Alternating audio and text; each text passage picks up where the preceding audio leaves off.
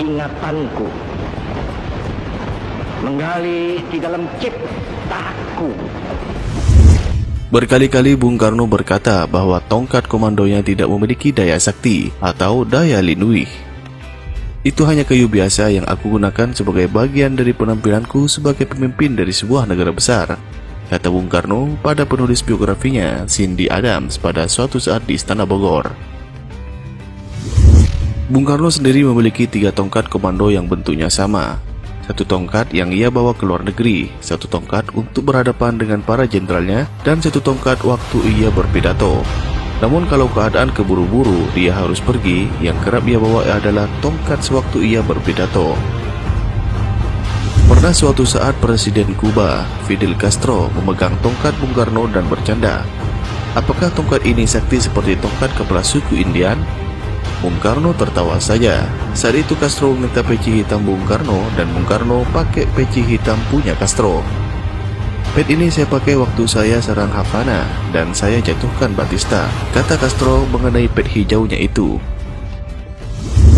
Apakah tongkat Bung Karno itu memiliki kesaktian seperti keris Diponegoro atau Kiai Salak atau keris Aryo Penangsang Kiai Setan Kobar?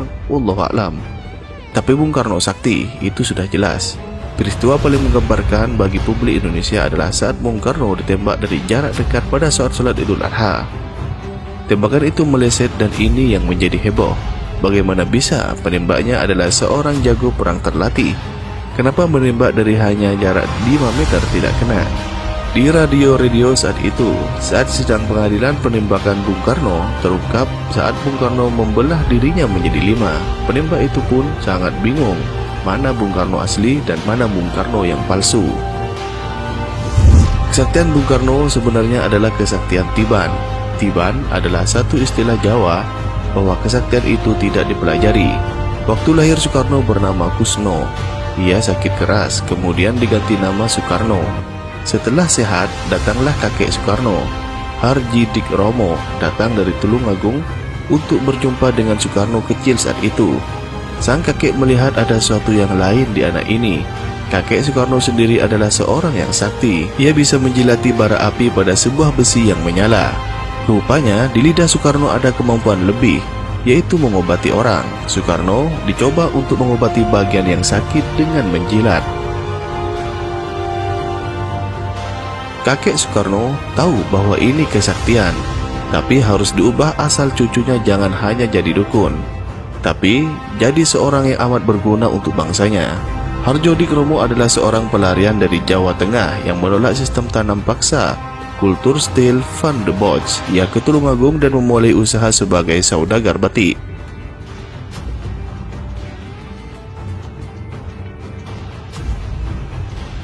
Leluhur Bung Karno dari pihak bapaknya adalah perwira perang Diponegoro untuk wilayah Solo.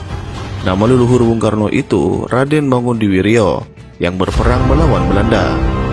Mangundiwiryo adalah seorang kepercayaan Raden Mas Purwidigdoyo, salah seorang panglima Diponegoro yang membangun benteng-benteng perlawanan antara Boyolali sampai Merbabu.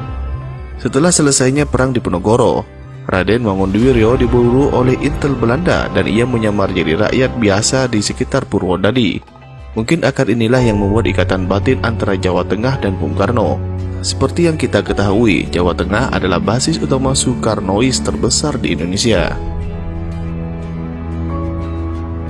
Mangundiwiryo memiliki kesaktian, yaitu ucapannya bisa jadi kenyataan. Istilahnya yaitu Idu Geni. Rupanya ini menurun kepada Bung Karno. Melihat kemampuan Idu Geni Bung Karno itu, kakeknya Harjodik Romo berpuasa siang malam agar cucunya bisa memiliki kekuatan batin.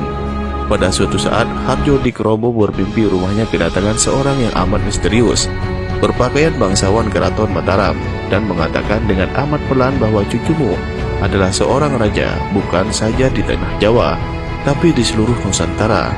Kelak, Harjodik Romo mengira bahwa itu adalah perwujudan dari Ki Juru Martini, seorang bangsawan dari Mataram paling cerdas. Sejak mimpi itu, kemampuan Bung Karno menjilat dan menyembuhkan langsung hilang, berganti dengan kemampuan berbicara yang sangat luar biasa.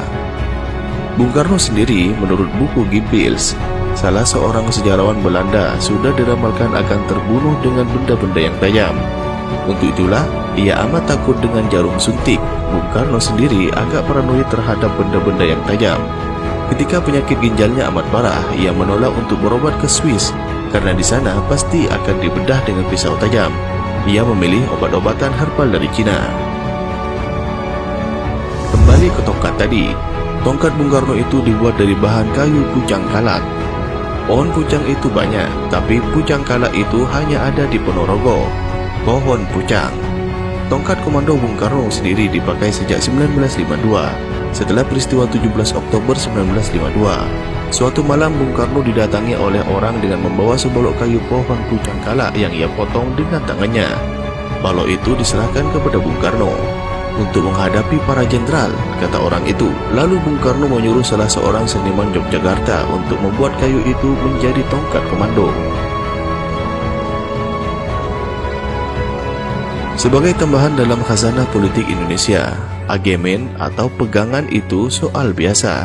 Misalnya Jenderal Sumitro, tokoh utama dalam rivalitas dengan Ali Mortopo pada peristiwa Malari 1974. Sebelum meletusnya Malari, kedatangan seorang anak muda dengan pakaian dekil dan menyerahkan sebilah keris. Untuk menang, Pak, kata anak muda itu. Itulah secuil kisah tentang misteri kesaktian tongkat komando Bung Karno.